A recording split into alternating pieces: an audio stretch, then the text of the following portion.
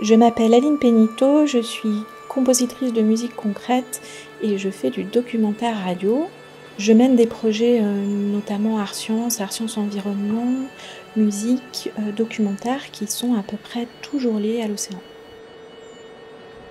Il y a un peu plus d'une année, la galerie du Dourven m'a invitée à venir visiter le lieu et imaginer quelque chose. Et quand je suis arrivée ici, j'étais en train d'écrire un texte qui s'appelle maintenant L'océan en stéréophonie et qui raconte comment on écoute une vague. Quand je suis rentrée dans le lieu, j'ai vu que comme dans bien des galeries, le son était très embrouillé, mais il y avait quelque chose qui m'intéressait beaucoup, c'est qu'au bout de la galerie, il y a un petit recoin. Et dans le petit recoin, il y a quelque chose qui se passe d'assez différent dans le reste de la galerie. Et la galerie forme une sorte de conque ou de coquillage. Je me suis dit, c'est fou, j'ai l'impression d'entrer dans mon texte, mais aussi d'entrer à l'intérieur d'une oreille. Et ça a été le début du projet.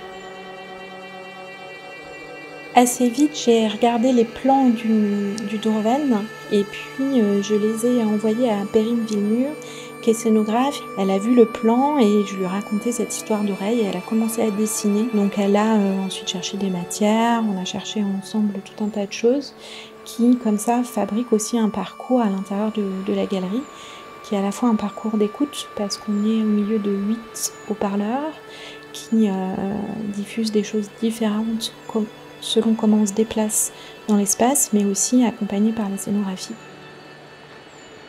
Il y a un moment, j'ai sorti des micros dehors, je suis notamment allée dans les rochers qui sont tout au bout de la pointe, et c'était assez chouette parce qu'il y a vraiment deux moments assez distincts.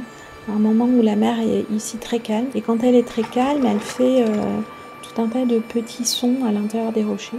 Et par contre, quand elle rugit, évidemment, c'est cette grosse masse de sons blancs, très massifs, qui circulent dans le micro.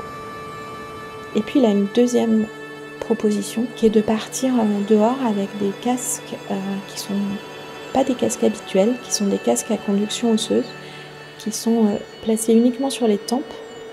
Donc les casques permettent d'entendre l'environnement, et à l'intérieur des tempes, on reçoit le texte en fait que j'ai écrit et que j'ai dit dans l'enregistrement.